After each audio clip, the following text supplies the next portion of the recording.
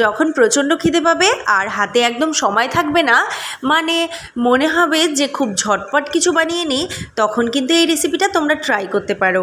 আশা করছি আজকের এই রেসিপিটা তোমাদের অনেক কাজে আসবে, তাই রেসিপিটা কিন্তু শেয়ার করে নিজেদের কাছে রেখে দিতে পারো। আর হ্যাঁ, বাড়িতে যদি ছোট বাচ্চা থাকে তাদেরও কিন্তু টিফিন বক্সে দেওয়ার জন্যে বা সন্ধেবেলায় খাওয়ানোর জন্যে এই রেসিপিটা তোমরা ঝটপট বানিয়ে নিতে পারো। তো চলো আজকের রেসিপিটা দেখে নেওয়া যাক। প্রচণ্ড কিন্তু অল্প উপকরণ দিয়ে আজকের এই রেসিপি বানিয়েছি, একদমই উপকরণ লাগে না, সামান্য উপকরণে আজকের এই রেসিপিটা আমি তৈরি করেছি।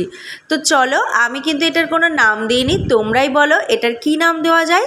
আজকের এই রেসিপিটা সম্পূর্ণ তাহলে এবার দেখে নেওয়া যাক। এর জন্য নিয়ে নিয়েছি দুটো আলু, একটুখানি সোয়াবিন, আর নিয়েছি একটা পেঁয়াজ বড় সাইজের কুচো করে নিয়েছি, আর নিয়েছি অল্প একটু টমেটো, আর হচ্ছে কাঁচা লঙ্কা। তো যেই উপকরণগুলো আমি নিয়েছি সেগুলো কিন্তু মোটামুটি সবই ঘরে থাকে, আলাদা করে কিন্তু কিছুই কিনতে হবে না। তো দেখো, আজকে বলেছিলাম যে খুব সামান্য উপকরণে আজকের এই রেসিপিটা তৈরি করব, সেটাই তোমাদেরকে দেখাচ্ছি যে সত্যিই কিন্তু খুবই সামান্য উপকরণ লাগছে।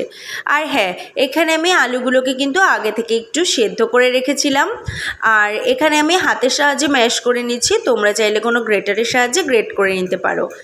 এখানে যে সয়াবিনটা নিয়েছি সেটাও কিন্তু আমি আগে থেকে ভিজিয়ে রেখেছিলাম, তারপরে সয়াবিনগুলোকে আমি ছোট ছোট করে টুকরো করে ছিঁড়ে নিয়েছি। তো যাই হোক, দেখো আলুগুলো কিন্তু ভালো করে ম্যাশ করে নেওয়া হয়ে গেছে আমার।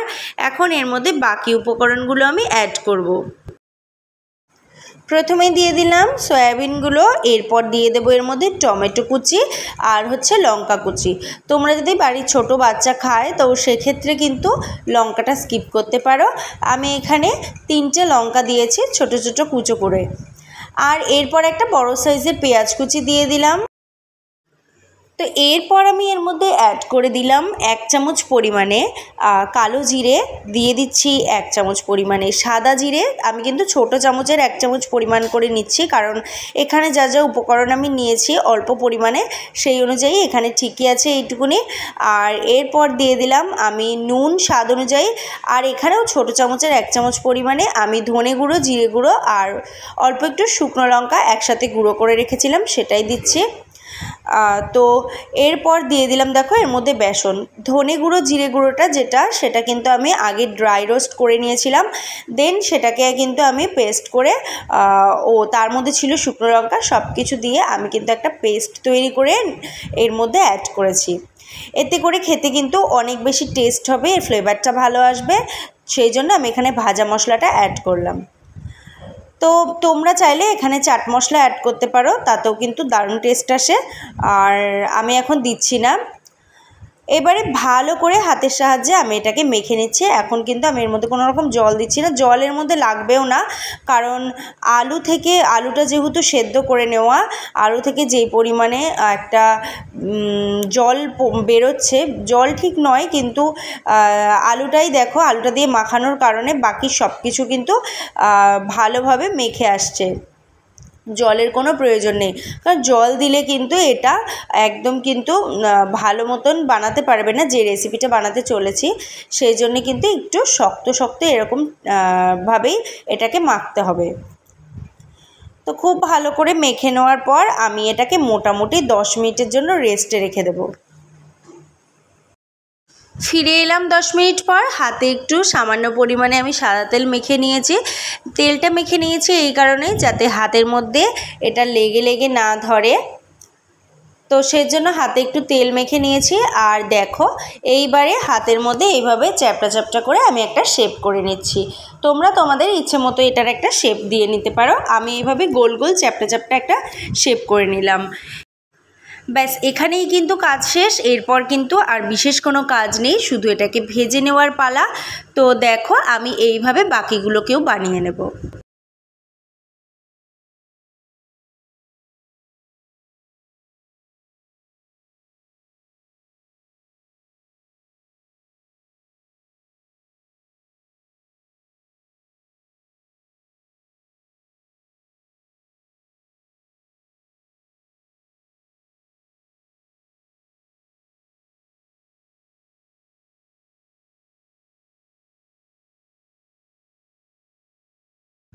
তো ফাইনালি আমার কিন্তু সবগুলো রেডি হয়ে গেছে।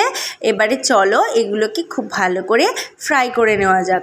তো বন্ধুরা দেখো কতটা ইজি এটাকে বানিয়ে নেওয়া, আশা করছি তোমরা সেটা বুঝতে পারছো। এরপর নিয়ে নিয়েছি আমি অল্প একটু পরিমাণে সুজি। আজকে আমি এখানে কোনো ডিম বা ব্রেড ক্রাম্বস বা বিস্কুটের গুঁড়ো ব্যবহার করছি না, আমি এখানে কিন্তু সুজি অ্যাড করছি। এতে করে কিন্তু ওপরটা দারুণ ক্রিস্পি হয়। তোমরা একবার ট্রাই করো, আশা করছি তোমাদের কিন্তু খুব ভালো লাগবে। বানানোর পর কিন্তু সত্যি খুবই মুচমুচে আর খেতে কিন্তু দুর্দান্ত স্বাদের হয়েছিল।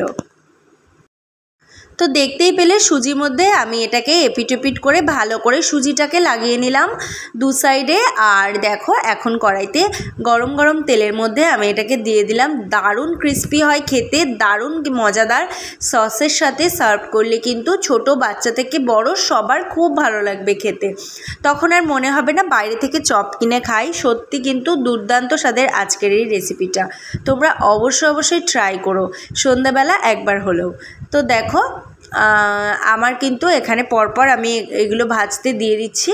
জাস্ট কিন্তু 5 মিনিট মতো এটাকে লো ফ্লেমে বা মিডিয়াম ফ্লেমে ভাজলেই কিন্তু এটা একদম রেডি হয়ে যাবে। তবে হ্যাঁ, ফ্লেম কিন্তু বাড়িয়ে দিলে চলবে না, তাহলে ওপর থেকে পুড়ে যাবে আর বিশেষ করে সুজিগুলো পুড়ে যাবে আর ভেতরটা কিন্তু হবে না। সেই জন্যে এটাকে কিন্তু লো টু মিডিয়াম বা একদম লো ফ্লেমে তোমরা এটাকে ফ্রাই করে নিতে পারো। বাকি যখন হয়ে আসবে তখন একটু হাই ফ্লেমে দিয়ে জাস্ট 1 সেকেন্ড মতো নাড়াচাড়া করে নামিয়ে নিলেই কিন্তু আজকের রেসিপি একেবারে তৈরি হয়ে যাবে। তো খুব ভালো করে ফ্রাই করে নিয়েছি, আমার কিন্তু একদম তৈরি হয়ে গেছে। এগুলো খুব সুন্দর একটা কালার চলে এসেছে দেখো। এবার কিন্তু খেতেও এটাকে দারুণ লাগবে। তো চলো এবার কড়াই থেকে এটাকে তুলে নেওয়া যাক। তো বাকি যেইগুলো রয়েছে সেগুলো আমি সেম পদ্ধতিতে এবারে ভেজে নেব। ফাইনালি সবগুলো রেডি হয়ে গেছে আর আজকের রেসিপি একদম কিন্তু কমপ্লিট হয়ে গেছে। দেখো কতটা সুন্দর লাগছে, যেমন ক্রিস্পি তেমন কিন্তু দারুণ স্বাদের হয়েছিল এই রেসিপিটা। তোমরা কিন্তু অবশ্যই ট্রাই করো আর আমাকে জানিও যে তোমাদের কেমন লাগলো। আর আজকের এই ভিডিওটা তোমাদের কেমন লেগেছে সেটা আমাকে প্লিজ কমেন্ট করে জানাতে ভুলো না, কারণ তোমরা কমেন্ট না করলে আমি কিন্তু রেসিপি বানানোর কোনো মানে সেমন একটা আর ইচ্ছে থাকে না। তো তোমরা প্লিজ যারা দেখছো একটা হলেও কমেন্ট করে আমাকে জানিও যে আমার রেসিপিগুলো তোমাদের কেমন লাগছে, তাহলে আমি আবার বানানোর কিন্তু একটা ইচ্ছে পাবো। যাই হোক, তো আজকের রেসিপিটা যদি তোমাদের ভালো লেগে থাকে একটা লাইক করে দিও আর তোমাদের বন্ধুদের সাথে কিন্তু অবশ্যই শেয়ার করে নিও। আর এখন যদি তোমরা এই রেসিপিটা ফেসবুকে দেখে থাকো তাহলে আমার পেজটাকে ফলো করে আমার পাশে থাকার অনুরোধ জানাচ্ছি। আর যদি ইউটিউবে দেখে থাকো তাহলে চ্যানেলটিকে সাবস্ক্রাইব করে রেখো আর পাশে থাকা বেল বাটনটি অবশ্যই প্রেস করে রেখো, তাহলে আমি যখনই রেসিপি দেবো তোমাদের কাছে কিন্তু সবার আগেই নোটিফিকেশান চলে যাবে। তো দেখা হচ্ছে পরবর্তী আবারও একটা নতুন স্বাদের রেসিপি নিয়ে। ততক্ষণ সবাই ভালো থেকো, সুস্থ থেকো।